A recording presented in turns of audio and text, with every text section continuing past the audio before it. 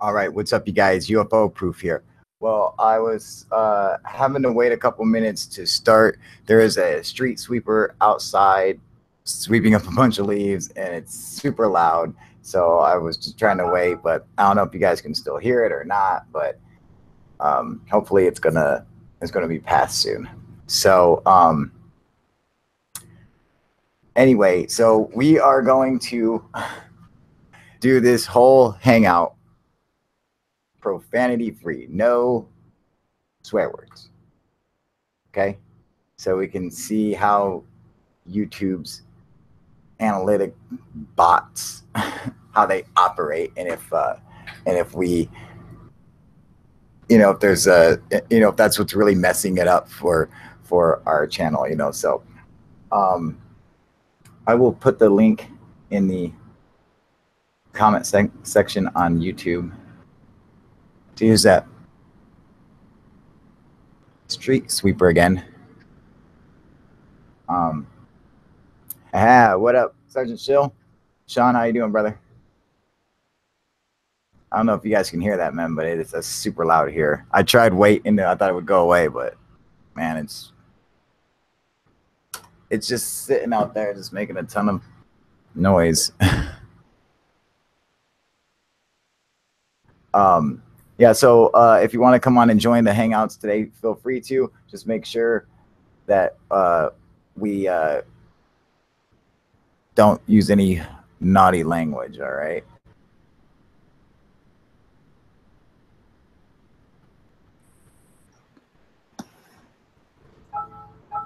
Let's see here. What up, Sergeant Shill? How you doing, brother? Not too bad. Yourself? Good, man. This is gonna be tricky. Oh man, hang on. Let me go put my dog away. All right. What's up, everybody? If you give me a minute when I finish my smoke, I'll be able to monitor the chat as well.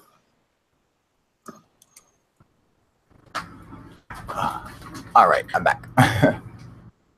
All right, so yeah, this is gonna be an interesting episode. Doing good, Paul. How you doing? Gyro Tony, doing good? All right. I saw Alex. He asked where I was, and then he said, "Oh, never mind." But I don't see him in the comment section. What do you think of my tagline? What's your tagline? Take a look. Let me see. Hang on. Not a Fox News contributor. Did you see my tagline? Yeah, there you go. What do you call it? They well, it's because Fox News, they just got so much. These, well, all of them do. CNN, MSNBC, they all have all these, contributors. Yeah. So I figured I'd do a little play with that. Why not? That's funny, dude. Who's all in the chat? How's that doing?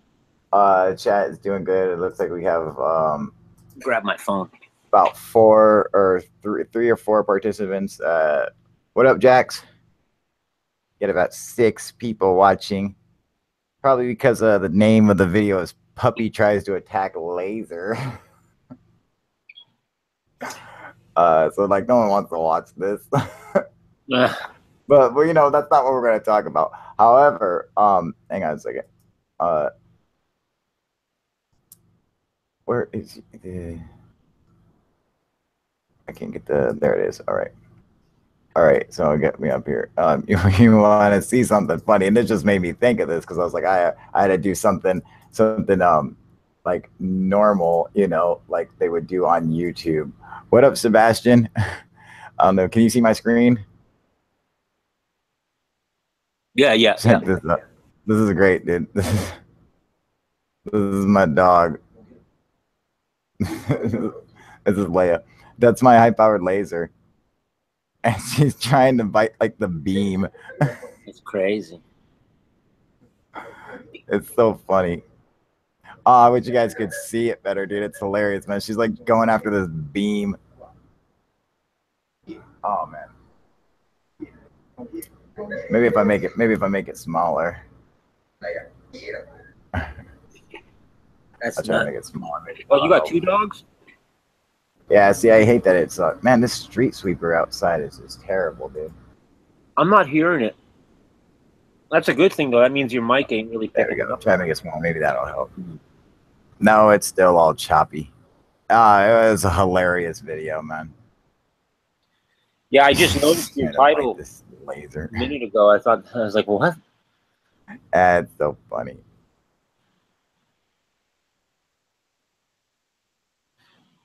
That's coming through terrible. I wonder if that's what it looks like for everyone else at home when we share a video. Is that how crappy it looks? It was looking. Crappy's not a bad word. Yeah, it was looking by the way. Pretty pixelated on this end. Anyway, so what were we going to discuss, Sergeant Chill? Oh, geez, almost dropped an S-bomb. But what do you call it? Say it again. I couldn't hear you, brother. Like we had talked earlier, you know, there's several subjects, you know, maybe leave it up to the chat to decide, but there's everything from maybe the Norway Fjord event, the Gaffney incident. That's apparently where the police had actually talked to an alien being. I'm not very familiar with either of these. Just brief cursory look at them. I that's the only time I've had. One where the cops talk to an alien. You know, to be honest, like I said, I don't know the details of the story. That's why I was saying, you know, throw it out maybe for discussion. Maybe some other people might know about it, you know, and enlighten us, you know, or we could, you know, push on, you know, the feelings and people's thoughts on that hive mind mentality that we discussed a little bit yesterday when we were talking about aliens. Yeah, let's jump into that because I got some comments I'd like to say about that. One, I've always felt that if aliens were real, say the Greys, okay, say that species was real, that they would in fact have a hive mentality, almost like worker bees or ants or something, where they have a queen, you know, basically controls all of them, and they're all just kind of like, you know, worker drones for them. And basically, you know, like when I think of alien coming to Earth, I think of it just being a means to collect data, you know. Same as with the astronaut going to another planet. You know, it's just a means of us collecting data for the collective, you know. And so why wouldn't it be the same thing with, I mean, like, imagine a planet where the ants, the insect species, developed hyperintelligence before the mammals on their planet. You know, would that in fact create a race of grays? You know, gray-like species or whatever. That's what I tend to think, and it seems like, you know, humans, even humans, almost have a hive mentality because we have like a mob mentality. You know. So I could see another intelligent species also having a hive mentality. You know, maybe you have to have that kind of mentality in order for your species to survive. You know, if it was too individualized, maybe your species wouldn't actually survive. You know, wouldn't be able to propagate properly. You know, when you had said like a collective, you know, similar, I guess, to what the Borg or what have you, you know, like in Star Trek, that hive mentality, hive mind. You know, it's interesting. I didn't think of it before when we had talked offline, but I just thought of it now when you were talking. I guess it was the way you had mentioned it, but it reminded me a bit of the time travel story of Al Bielek or Bielek or whatever. Yeah. Because he said when he was in the future, you know, after he had woken up in hospital and, you know, discovered that he was X amount of years in the future, that they had brought him to like a central crystalline type entity that was like a central hub. Like it was the court, it was the judge, it was what governed the cities. It's what like an AI, but that was all knowing and all absorbing and continuing to grow in that way. That's what I took from his description. you know. But it was interesting that thought popped into my mind when you had mentioned it, when you had put the hive mind mentality in that sense. I was always looking at it as a hive mind mentality, but not necessarily as, say, a network of input sensors, if you will, you know, like a network of sensors. Basically, that would be the easiest way to describe it, even though it simplifies it a little bit much, but that's what it would basically be, right? It's like on a car engine. On a car engine, you have sensors for everything, you know, but they all report to that PCM, and that PCM manages all the inputted information and verifies it against the program, make sure everything's running right, and then you don't get a check engine light. Well, the same thing with this hive mentality, you know? No, I agree. And, you know, Al Bielek, man, that guy is such a liar. And him and Phil Schneider used to feed off of each other. Phil Schneider is interesting though, man. Did you see the pictures of him dead? Yeah, I saw the pictures of him dead, you know. And I know, like, conspiracy theorists say that he's you know, he couldn't have killed himself. He had one hand. Yes, he most certainly can. And he could wrap a bunch of wire around your fucking neck. You can. You know what I mean? You're gonna it's not difficult, but you could still get a few loops around before you lose consciousness and die. You know, and it's like he was in a mental home for a reason, you know, because he was crazy, you know, and he got government checks for a reason, you know, because he was insane, man. And you know, and it's funny because, you know, his wife was crazier than he was, and when you read her interview, I mean, it's nuts, dude. And she's telling the story how all the stories that he tells, you know, before he died or whatever. She said that he told her the same stories, but only they were different. Like, he would say that almost the same story, but had different details and stuff, you know, or like he killed the two aliens, but instead of shooting them, he pissed in a hard hat and threw it on them, and stuff like that, you know. I mean, like, just the craziest stuff. And I mean, and she believed it. That's why I'm like, she's even crazier than he is. Oh, what's up, Alex? What's up, Jax? Sebastian? Mike Tormented, how you guys doing? Doing good? Yeah, I mean, like, I don't know. And him and Al Bielek, they help, like, you know, they fan the flames of each other's insanity.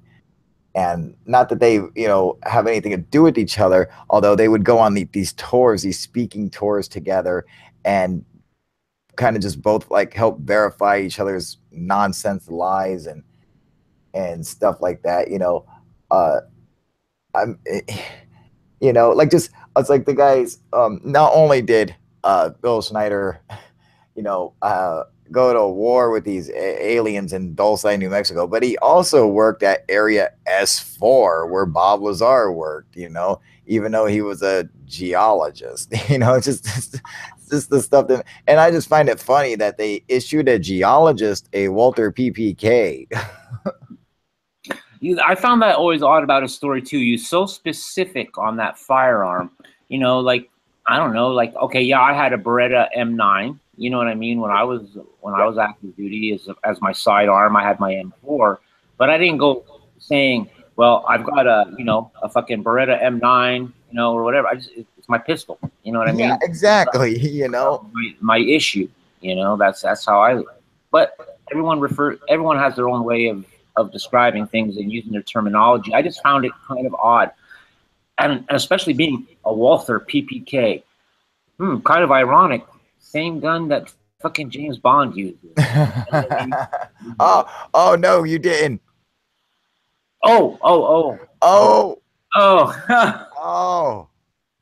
Be terrible. Hey, it's hard, man. It's hard. I'll time myself out, man, for a few minutes. I'll punish myself. That's so funny, dude.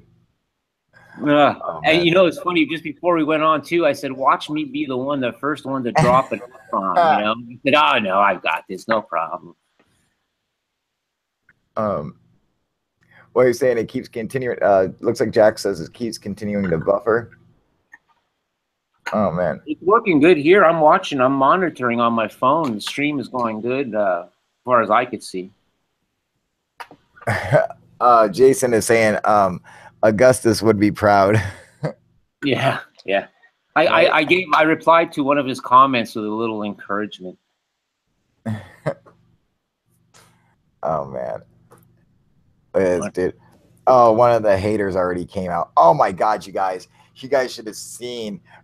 Dude, we was going off today on Reality Shift. You guys know Scott, that kid. I was like, oh, I'm so done with this kid, man. He's on here. You know, he hits me up in the early in the morning talking about how he's an alien and he's not. This isn't his home world and all this stuff. And I was just like, dude, I'm so done with you, dude. I'm like, just get out of here, dude. I'm just like, I'm done with you. And then he starts flipping out, going crazy, you know. And I'm just like, you know, just you know, these crazy people, man. I mean, this is why, you know, it's so important to keep them out of our channel and stuff, man, because I mean, these God, they're just so difficult. Well, a topic like this will bring out the let's say the far left field, you know what I mean? And that's par for course, you know. It is what it is, you know? Yeah, but, you know, it's like they have their own hive mentality. They grab you know, exactly. You know, it's like, I don't know, man. And then like a lot of them will do a good job at like pretending to fit in for a while, but then the crazy just creeps out. You know, kind of like. And, go ahead. No, kind of like me. I'm all solid, and then boom, you know. No. And then what up, Smooth Virus? What are you saying? Augustus is in here. Is he? Yeah. DB Cooper said, "This is for you, Augustus." I listen, boys. Very good. This one's for you. Curse free. Almost 99% curse free. Yeah. Guilty. Oh, check this out, you guys. Hang on, let me pull up my camera so I can see where's that. All right, check this out. Look. Boom. Is that cool or what? What was that kangaroo crossing? UFO. And a UFO? Crossing? That's cool. Yeah. Yeah, Coke Man sent me this, dude. Oh, that's right on. Yeah, check this out. Where's he from? Australia. Okay. Well, he sent me this sign. I don't know, what is this, a rugby jersey or something, or yeah, rugby or soccer or something like that. Yeah, something like that. You know, I mean, that's cool, dude. You know, really sent cool. me this bottle of Australian Pepsi. You know, I like the throwback really cool. Pepsi with real sugar. Yeah, when I was in Iraq, you were able to get that, man. Like that's how they sell Pepsi and Coke, with the real sugar, no artificial sweetener. You know, that's cool, dude. I remember one day it was really hot, man. I was at Fob Hammer. That was we went over there because of that Chelsea Manning, their guy. Yeah, we had to go our platoon pick and transport it to bring them back. Anyway, so when we rolled up in there, they knew exactly why we were there too. When my platoon rolled up, they knew exactly, dude. It was crazy. But anyway, I remember it was hot, man. It was really hot. And that Fob Hammer is actually in like a desert area just south of Baghdad. And because Iraq, like south of Baghdad is deserty and stuff. And like, you know, just below Baghdad and north is just like not like Washington State, but like, you know, like normal. Yeah. Normal, you know. But it was so hot, man, and the sand was like having a hot air blow dryer blowing on you with sand going through it. That's how it felt, man. It was long story short, I went into the little convenience store on the base, you know, run by Hodge, got myself a Pepsi, cracked that sucker. It was cold, and I was like, God damn, man. I was like, this is the best Pepsi I've ever drank. You know, like what, you know, it was a third. And I found out it was because that was the first time I experienced it with real sugar. And I like instead of corn syrup. Yeah. Yeah, it's good. So now when I see them release, like, you know, the throwback, they call it the throwback there, I always buy that. Yeah. You know, this is really cool, man. Check out his card, dude. I don't know if you guys can see, but it's actually see-through, dude. It's like yeah, like is that cool or what, dude? Yeah, it's hard for you guys to see on camera, but I can see through it, dude. Like, it's so cool. It's like a see-through card, man. What's that, Coke Man? Yeah, this is Coke Man, dude. What does he do? Coke Man sent me a Pepsi. I'm just saying. Does anyone realize that Coke Man sent me a Pepsi? What's his business? He is in realty. Okay. Yeah, like he's a sales and marketing manager. There you go. Hey, man, that's cool. So, you know what else you mentioned earlier that I thought was a cool subject was the zone of silence. Mm-hmm. And, why don't you explain to everybody what that is? Well, zone of silence, my knowledge is very limited on it, but from what I know, it's an area just in northern Mexico, and it's a place where signals and frequencies don't transmit. They don't. They can't penetrate this area. Maybe penetrate's not the right word, but it's just like a dead zone. Like, you know, with a cell phone, you can get dead zones and such. But this is like a serious dead zone, like where you can't even like operate things. You know, like an anomaly.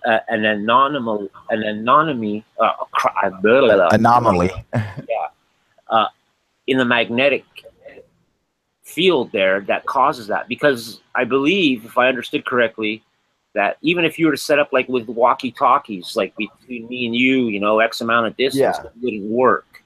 You know, they wouldn't work properly. Yeah, that's what I've heard. And lost missiles that we test end up crashing there for some reason. So they all get sucked into the zone of silence, man. And apparently it's a hot spot for UFO activity. Now, is it UFO activity? Is it Earth lights? Is it, you know, what is it? You know, who knows, man? You know what's cool? I don't know why the zone of silence reminded me of this, but you know, in Peru, in like Nazca and Paracas, they you can basically go anywhere and pull up dead bodies.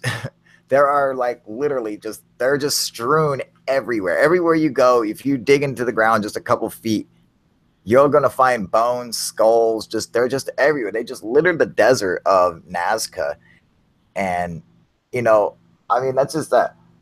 I mean, I just think that's interesting that, you know, just so many people died there over time that their bodies are just literally littered everywhere out there. And when you have, go ahead. Are you talking about like in specific areas in Nazca? Because that's quite a large area. Or in everywhere. That whole area. I'm talking like everywhere in Nazca, everywhere in Paracas. I mean, there are just fragments of bone everywhere you walk. It's insane, man. And I mean, I was watching this thing with David Hatcher Childress, and he was discussing that. He's like, what's interesting is like you don't even notice it after a while, but he's like, everywhere you go, he's like, look, where are we at right now? He just reached down to the ground. He starts scooping around, picking up some rocks and stuff. He's like, look, here's a fragment of skull right here. Here's a chunk of bone. Like, he's like, it's everywhere, all throughout Nazca and Paracas. Like, it doesn't matter where you go. They're just scattered everywhere. Why is that? Why are there so many bones just laying around Nazca? It could have been ritualistic burial ceremonies that led it to be that way. There could be a number of reasons: wars, conflicts. Like, think of back in, I don't know, ancient times, if you will, when they had like these mass battles where they'd amass 10,000 or so people and literally, you know, with swords, knives and go freaking kill, you know, like 5,000 people in a day. What are you going to do with all those bodies, man? You know what I mean? Oh, yeah. Oh, you know, speaking of that, so there's a story in Herodotus' Book of Histories, all right?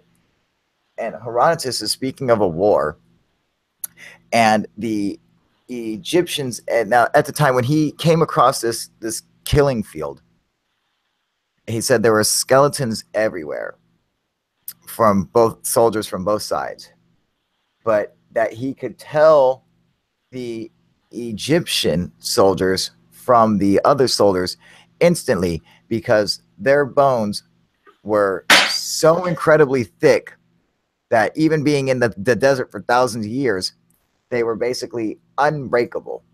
So like you could go up and smash them with, you could hit them with big rocks or anything, they wouldn't break. The other bones from the other soldiers, you throw a rock at them, they would break into dust. But these bones were like these Egyptian soldiers, their bones were so thick that they couldn't be broken. They were renowned for this, having this unique bone structure. And it just so happens that they did a sample of bone from Akhenaten, the heretic pharaoh, and his bones were like double fibered or whatever, so they were incredibly hard. They would have been almost impossible to break. And so I find it interesting that there's like this correlation between Akhenaten and these other like super soldiers from the Egyptian army whose bones are so thick, are so strong that they can't be broken. And he spoke about it many times throughout the histories about how like these soldiers were like unbreakable. Their bones were unbreakable. They were like incredibly strong, and they were, you know, like descendants of the gods and stuff like that. And I think that's so interesting. He, you know, and just some of the stuff that he talked about, like, you know, like to him the phoenix was real, you know, and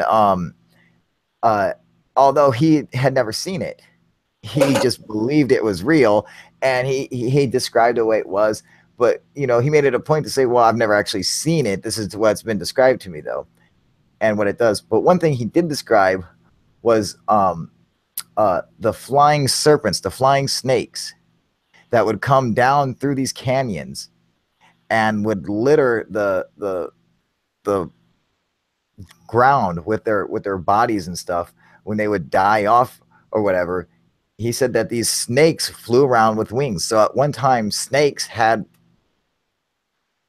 wings, apparently. And he was like, no, I straight up saw them, you know, like, you know, and Herodotus was like the world's first journalist. You know, he made it a point to tell the truth, both the accounts of both sides, whether, you know, leaving out the fact that he was a Greek or whatever. He wasn't trying to portray that history in favor of the Greeks. He was trying to, you know, just tell it how it was.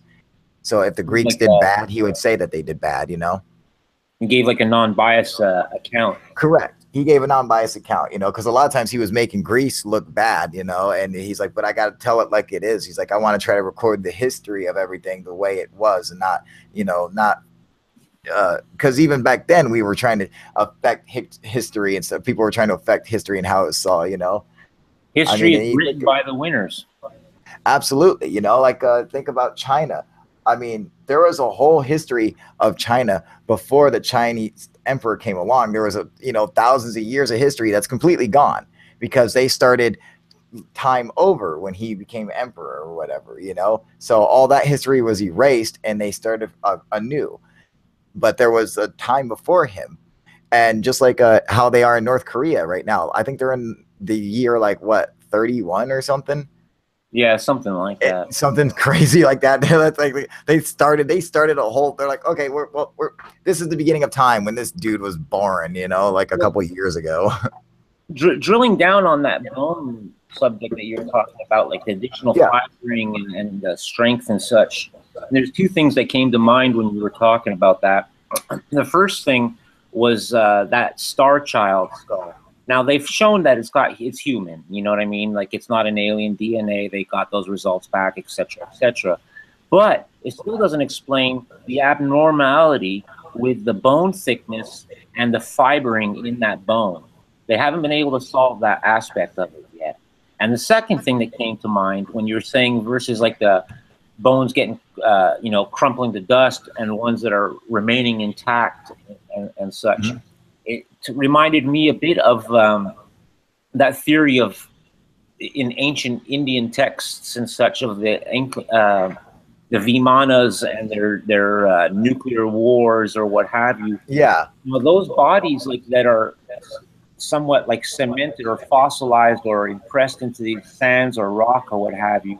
They all show signs of like that human at the time of death suffered a major impact, similar to that of what happened to the bodies in that what was it, the Talkov Pass or whatever pass there? Oh yeah, I know what you're talking. Dolodov. Yeah, you know, that a severe traumatic event, a severe concussive or impact event happening to these bodies, and yet if you look at some of the imagery they got from these Vimana destroyed bodies or whatever from whatever war from the gods or whatever, you could see that these things have been smashed, you know what I mean? Like a severe like impact, like I don't know if it's a concussive force or a compressive force or what have you.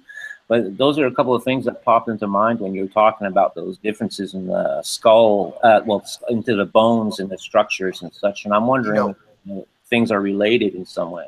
Bringing that up, when we talk about like ancient India and the Vimanas, and like what I find interesting is Mohenjo-Daro. Do you know the story of Mohenjo-Daro? Yeah. Okay, so for anyone who doesn't, it was a city that existed in ancient times that was supposed to not exist. In fact, it would have been older than any city on Earth.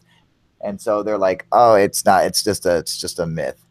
But they found Mohenjo-Daro, which literally translate as Mound of the Dead.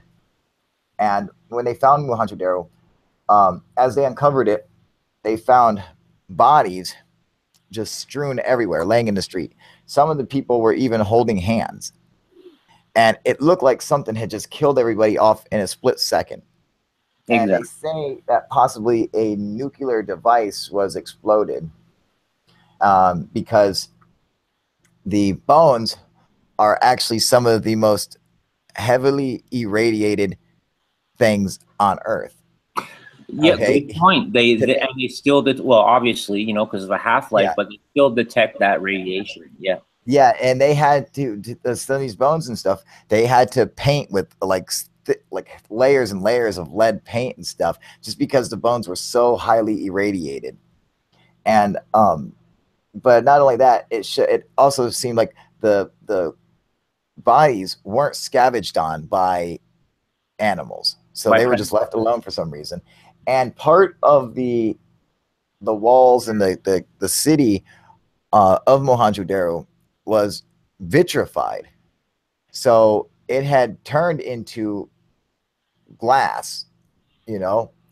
So obviously some kind of intense heat had come upon the city. Now you can vitrify stone with just wood and burning it. You know, if you burn it hot enough for long enough, it will vitrify eventually. So, you know, I don't see why it's got to be a nuclear blast, but it does appear to have some kind of epicenter. Well, where some kind of doom just took over everybody and just dropped them all dead. Go ahead. Taking it one step further than that, even when you're talking about these bones having to be sealed with a sealer or a paint, you know, a lead-based paint to seal the radiation. Yeah. You know that, like in museums, the ones that aren't using replica dinosaur skeletons, ones that are actually using the bones and stuff, the coating and the paint that they use on them is the same for the same reasons, because they seem to large doses of radiation, which is interesting, you know. And then you could take that to, like, what about these recent discoveries in the last decade or so of what they call natural occurring nuclear meltdowns, natural occurring radioactive plants, they use the term an ancient power plant, where it was a naturally occurring thing with the radiation and the free radicals and all this, and it was like a nuclear reactor that was running in nature for, you know, X amount of millions of years. I believe they have one in China, and there's another place too that they've discovered one in somewhere in Europe. And it was a naturally occurring thing. It wasn't like you know, like some ancient creation or something. Well, that's what they said, but it's a process that could happen naturally, you know. Yeah, and I mean, think about that. You got to think, well, okay, so uranium and plutonium, these are all naturally occurring elements, you know, and that you use these elements to, in fact, that's what you use to split an atom. And now you might not cause a nuclear explosion. You would need some kind of other outside incendiary device, some kind of other, like some sticks of dynamite or whatever, to cause the chain reaction that would set off a nuclear explosion. But to have a meltdown, you would just need just the plutonium or uranium at a certain point to, in fact, you know, start splitting an atom and melting it down. And go ahead. And it has to be, there has to be water too. It needs the source of water, like a natural water table, an aquifer, because it needs the water to slow down those free radicals enough to split those atoms. Otherwise, it goes right through. That's my understanding. Like, I could be tripping up some of the actual terminology and all that, even though I'm not using terminology, but the processes. But I know that's a fact, though, that they do need the water, you know. But with dinosaurs too, there's a theory going out there that back in the time of dinosaur, that gravity was not as strong on Earth as it is today, which is interesting. And the proof and the hypothesis for that theory is like those super large dinosaurs and such. Now, there's physics is very precise on the amount of size something could have with a certain amount of gravity, and what the skeletal frame can support, what your heart can pump as far as blood, and et cetera, and et cetera.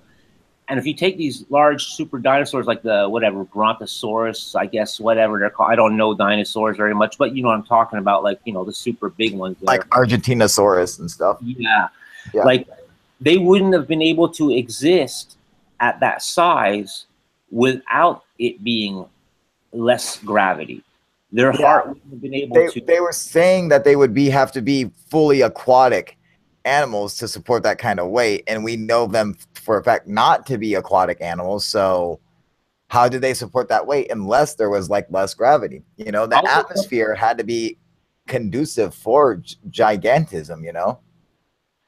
I'll look more into that little theory there, because I only touched on it a little bit when I did watch something on it, and I'll learn a bit more about it, and I'll bring that subject back up again. But it was really interesting because they demonstrate in this video that I watched, like, there is an equation, and it's a simple equation, well, simple enough anyway, you know, and like, you know, it even demonstrates, like, right now the maximum size a creature can get is X, you know, or the maximum size a human can get is X, you know, because of all the factors, you know, like I said, you know, the capability of feeding oxygenated blood throughout the body and to the brain, and the ability of the skeletal muscular system to support that weight with the current gravity.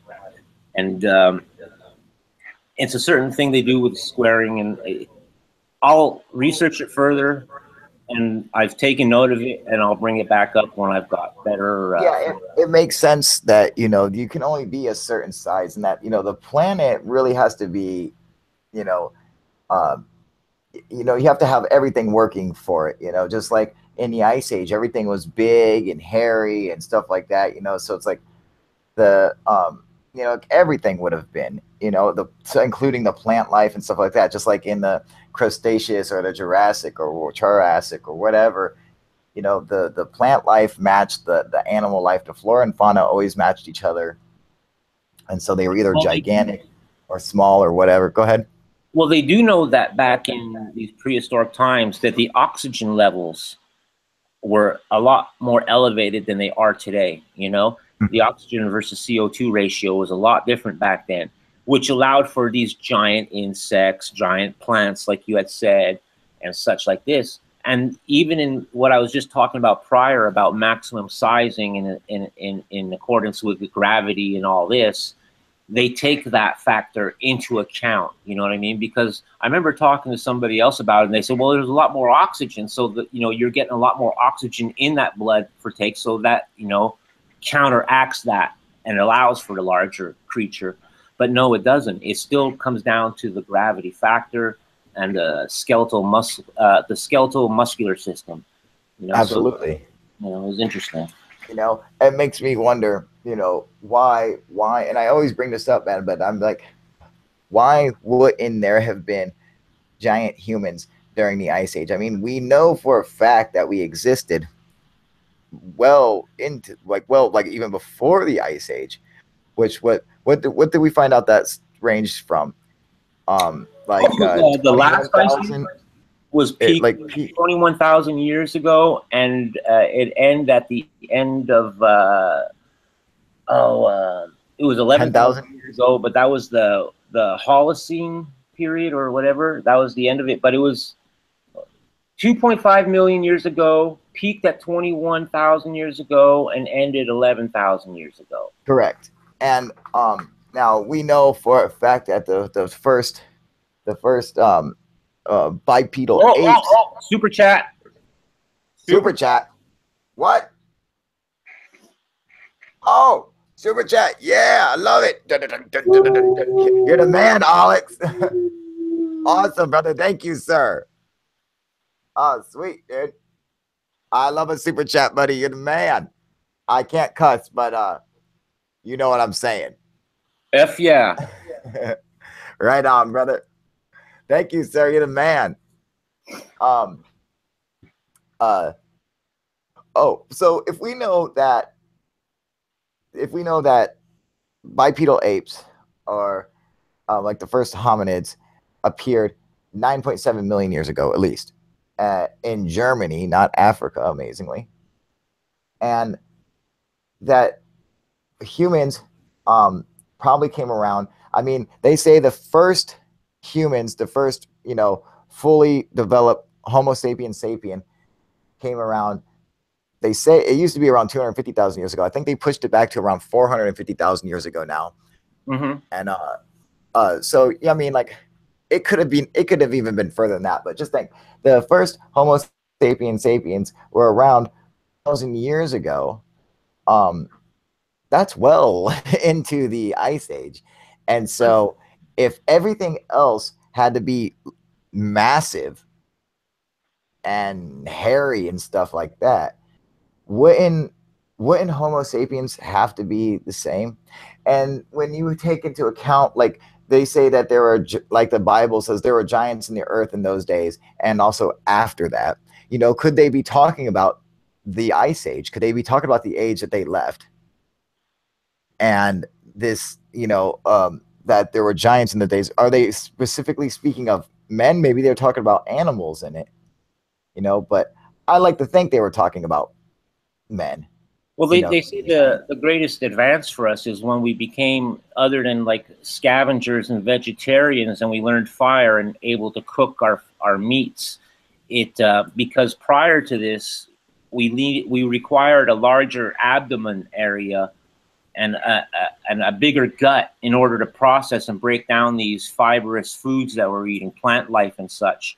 And once we evolved and transitioned more to a meat-eating species, then we shrunk. Our abdomen shrunk, and we were more efficient. We were a lot more efficient in processing the food. Hey, what's up? Processing. What up, and converting that food, you know, the calories, energy into and everything, and that was a huge advance for us.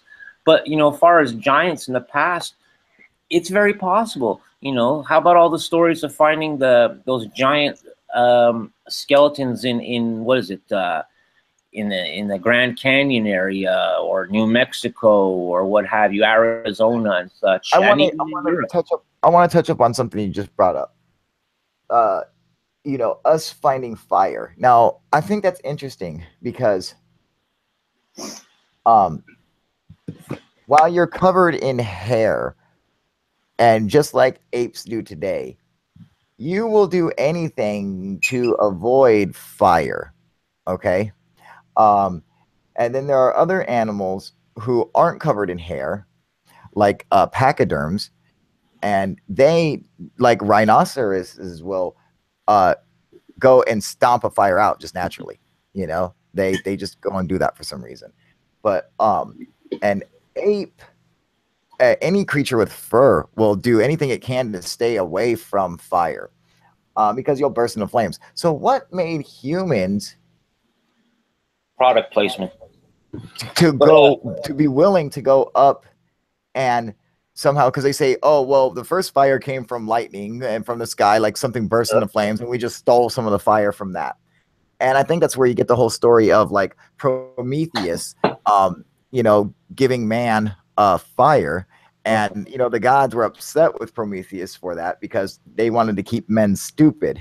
And it's funny because it always seems that the gods always have wanted to keep man stupid for some reason. You know, I think that's man imposing. Even the Old Testament, the God in the Old Testament wanted to keep men stupid. In the Garden of Eden, he didn't want us to know the knowledge of good and evil. He didn't want us to know the difference. He wanted us to stay stupid. I don't know why is that. I wonder. You know, why do all the gods want us to stay dumb? I think that's a man-made thing, and by people that were like speaking to way back then to be in power.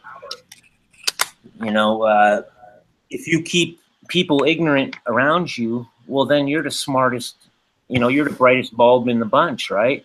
You know, I think as today, people are getting less and less educated, believe more and more fake shit, and that's why. No cussing. Oh, sorry. Go ahead. So that's why the people today believe everything, and it's so easy for some companies to just sell things no one needs. But you know, like you said, if you keep the public, most of it stupid, just the government are the smarter, so they have the leads and can pull the strings and stuff, you know, like how they want it to be. You know, and it makes sense, man. Simply because you have to have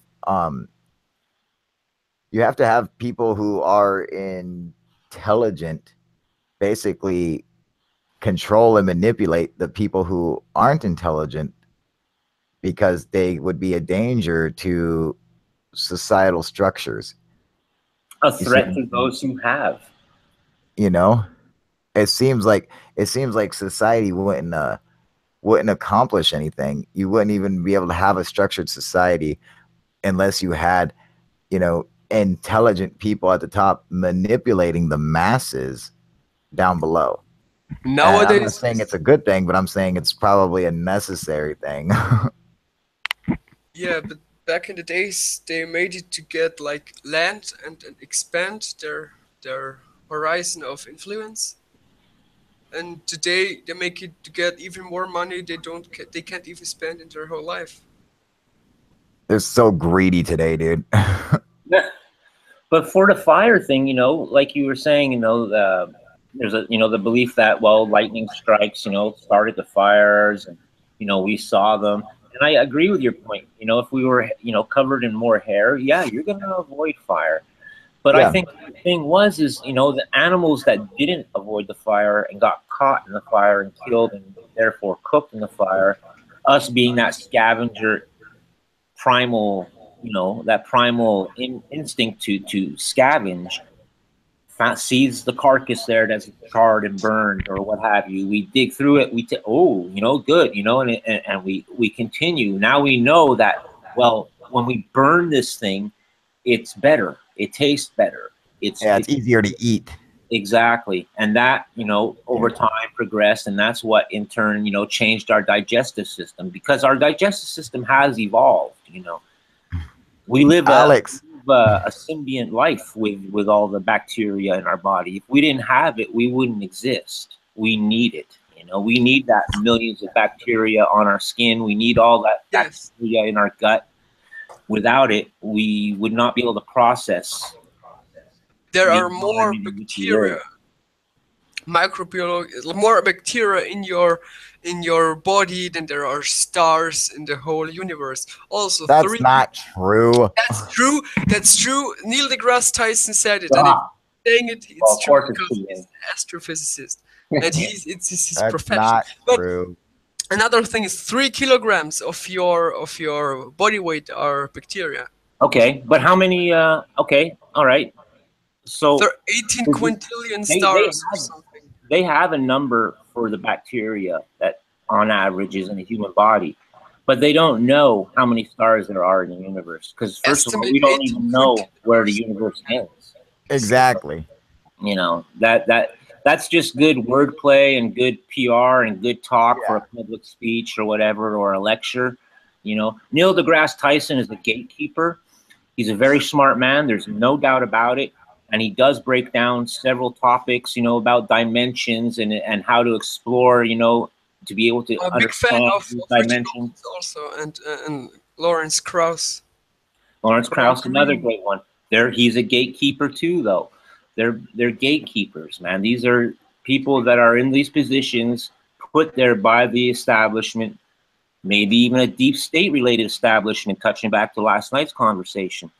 But they are gatekeepers nonetheless, you know? Yeah, no, that's true. Yeah, everyone, let's make sure that there's no cursing in the comment section. Also, you guys, we'll make sure about that. Anyway, I heard from another channel that that's the reason, because some people get demonetized. One guy making World of Warcraft videos with where there are upcoming new races in game, he just got demonetized by this AI from YouTube because he had race in the title and it was inappropriate for the AI. But after he had it manually review, it was okay. So the AI from YouTube went bollocks on demonetizing people. So maybe you are affected too. Oh, of course I'm affected. That's the whole point. You know, I'm like, you know, I want to see how bad it's affecting it, but not just, you know, not just that, just, a couple different things. Like my channel is like getting bombarded with stuff from YouTube, you know, like taking away stuff and copyrights and this and that, and demonetization. It's just all kinds of stuff. And I'm like, man, their little AI robots are all over my channel, dude. Like bad. French dude. But the thing I wanted to say, that people with hair over the body were stay away from fire. But I guess smart people back then with hair on their body would roll themselves in mud to don't catch fire when playing with fire. You know? Yeah, you know. Okay,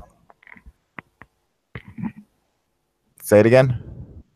You get what I mean? Oh yeah, no, I get what you mean exactly. We don't get what you mean. There's a way if they have hair on all the body and they want to play with fire. There's always a way, you know. Yeah, Tom's saying it could even be that putting UFO in the title gets you demonetized. Hence why the name of this video is "Puppy Tries to Attack Laser." Yeah. Right. My Little Pony. Right. But I dodged a bullet last week. My daughter wanted to see that new My Little Pony movie that got released. I dodged a bullet on that, man. I got out of that. Thank God. Jesus. I probably would end up going to see Blade Runner there 2049. I'm pretty interested in that. You know what? The previews, it doesn't look good to me. I'm just like, I'm a fan of Blade Runner, but I think I'm not a fan of Jared Leto. I don't like him, but I think his character in these little prequel trailers that they have, I think he really nailed the persona and personality of that character. I think he did a really good job. But I'm just curious. But I heard he's also in it for only like 5 or 10 minutes in the whole movie. So that's why I was going to go see it in the theaters. But I think I'm just going to wait for it to come out on DVD or whatever, pay-per-view on demand or what have you, you know? Yeah.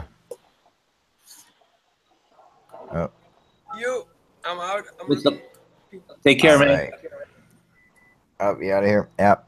And my girl's alarm is going off, so my alarm is going off now. All right, so well, you got to call it now. What's up? Bouncing? Yeah, I'm going to bounce because I want to just try to do an hour of curse free. So as soon as I can click off this, I'm just going to start cussing so bad. Yeah. Just to get it out of me. A couple of holes get it underneath the posters. There'll be a couple of pick holes and punch holes. You know, exactly. What up, Jack?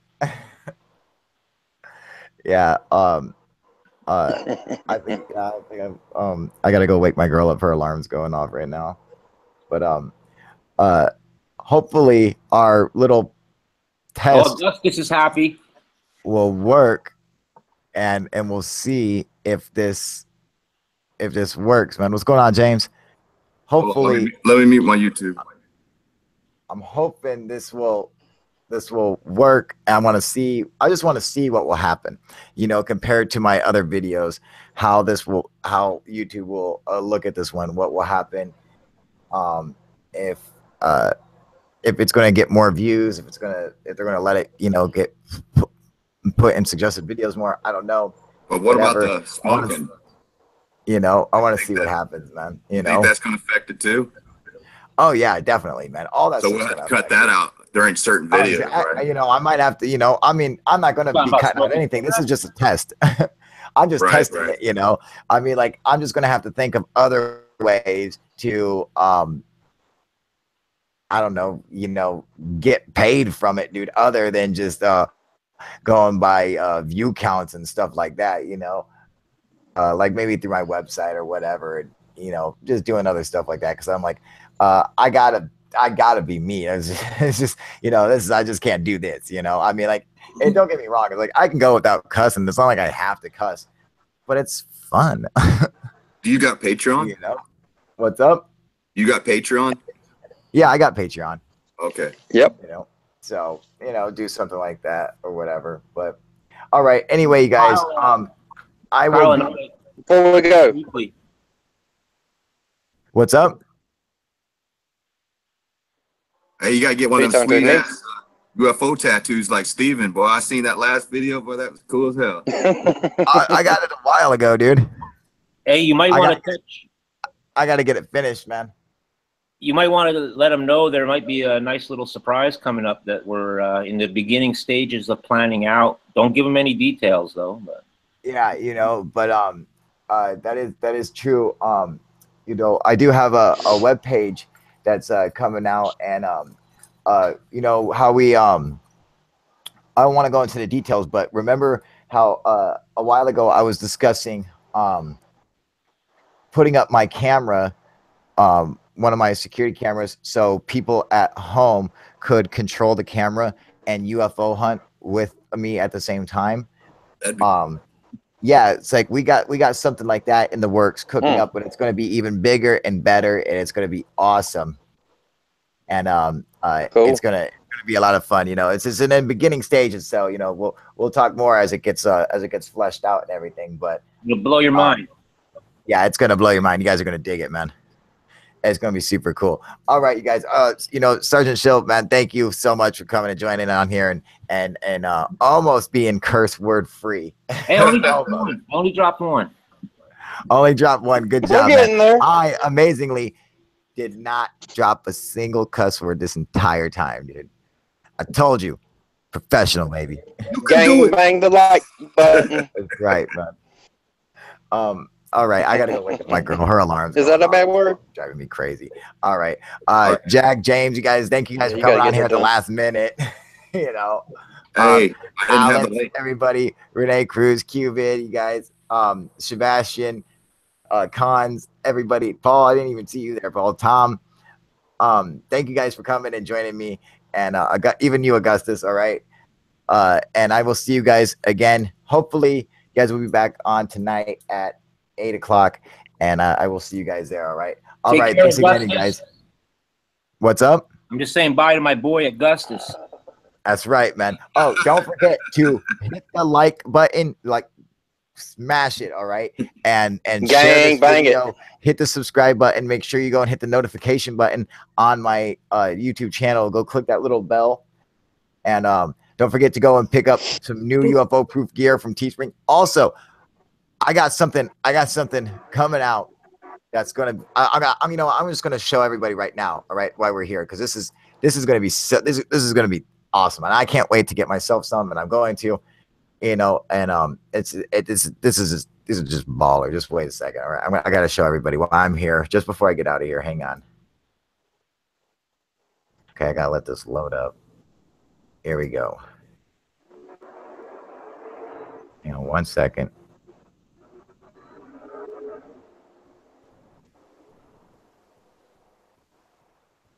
All right, hang on. Here we go. All right, so soon you guys will be able to purchase. Let me share my screen with you guys. The new UFO proof tennis shoes. How baller are those, dude? Hell yeah. Look at that, dude. That's how much UFO right proof there, buddy. How tennis much? shoes. All Just to go with the UFO proof socks, man. How cool is that, dude? Do we have a price yet? These are going for $86, dude.